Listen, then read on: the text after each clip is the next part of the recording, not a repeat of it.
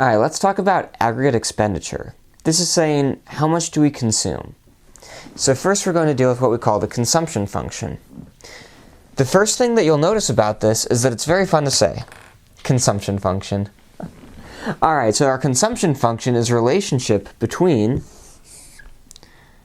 our disposable income and our consumption. So here it's saying how much do we consume? Well, what we're first going to assume is that we consume something no matter what. So even if we have zero disposable income, I still want to eat. So here I might consume $20 a month. So this would be here at 20. We call that autonomous consumption. Again, this consumption that I engage in no matter what my income is called autonomous consumption because it doesn't depend on my income. Now here, if we start with an autonomous consumption of 20, I then might consume some amount for every additional dollar that I earn. So here, say I spend an additional 90 cents for every dollar. So if I spend 90 cents of every dollar, we might say consume 90 cents of every additional dollar that I earn, that's going to be a marginal propensity to consume of 0.9. Again, this is saying I consume 90% of every additional dollar. Recall that marginal means additional. So here we're saying that for every additional dollar that I earn, I'm going to consume 90% of it. In this case, 90 cents. So here, what this means is that if I earn, say, 100, so say YD equals 100, well then how much am I consuming? It's going to be 100 times 0.9, giving me 90, plus I'm already consuming this additional 20. So that means that when my income is 100, my consumption is going to be 110. So here I'm going to have a straight line like this. This is consumption. If this is how much I'm consuming, what I might ask is, at what point do I stop having to borrow? Well, notice I was borrowing in the first place because I was not earning any income, but I was still consuming. So that means I must have been borrowing. So at what point do I stop borrowing? That would be when consumption is equal to my income. So here, if my consumption and income are equal, that means I'm not borrowing and I'm not saving. So that would be when consumption is, say, 10 and income is 10.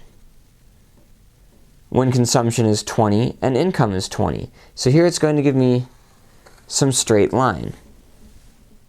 Imagine that this is a straight line.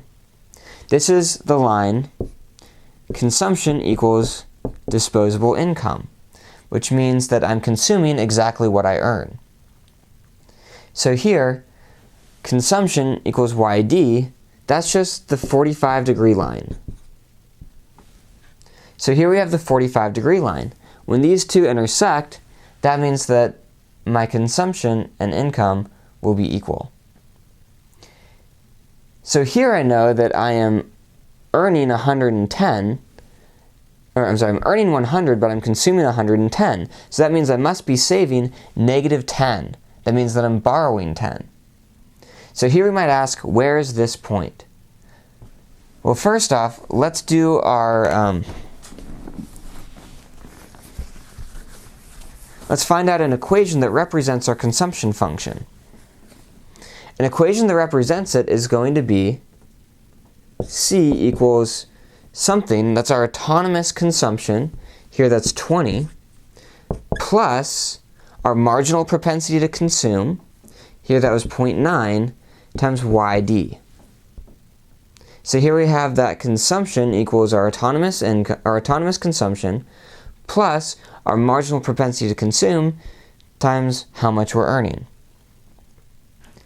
So here, we're going to try to figure out when our consumption and disposable income equal to each other.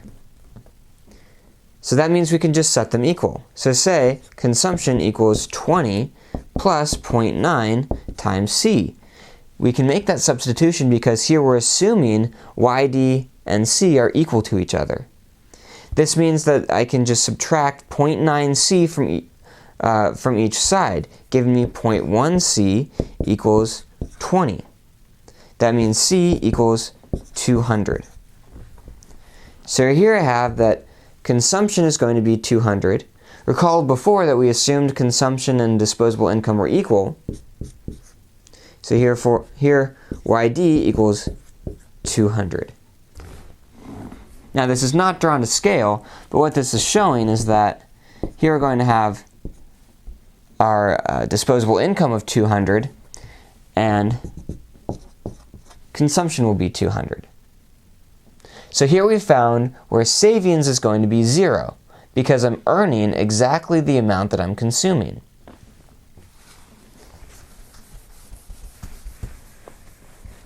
Now let's look at another way to get this.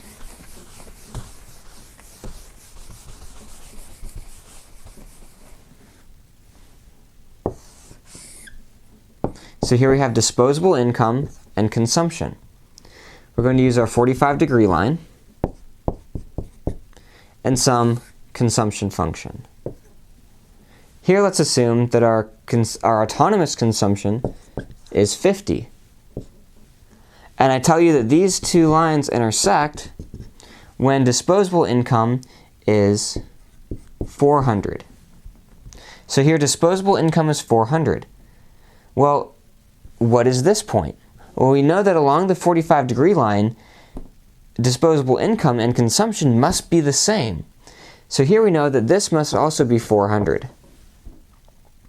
So here what we can do is say our consumption equals 50 plus our MPC times YD. Well, here we know at some point where we have both of these values. That is, we have 400 equals 50 plus our MPC times 400. So here we can subtract this off. We get 350 equals our MPC times 400. Therefore, we can divide each side by 400. And we get 7/8 equals the MPC. So here we were able to find our marginal propensity to consume from the slope of this line. Note that it increases 350, and here it increases 400. So the slope of this line is 7/8. The slope of the line is always our marginal propensity to consume. So here we can find our consumption function in a couple of different ways. We could be given the consumption function and then plot it. We could be given a couple of points along that function and then derive the equation from there. Here it's just a straight line. We start at some intercept and then it has some slope. You can find the slope anywhere around that. It's a straight line, so the slope is going to be 7/8 at all points along this line. So if you have any 2 points, you can always find the slope. And recall the slope is our MPC. We'll use our MPC later to determine government spending and the government multiplier. Alright, so that's our look at the consumption function.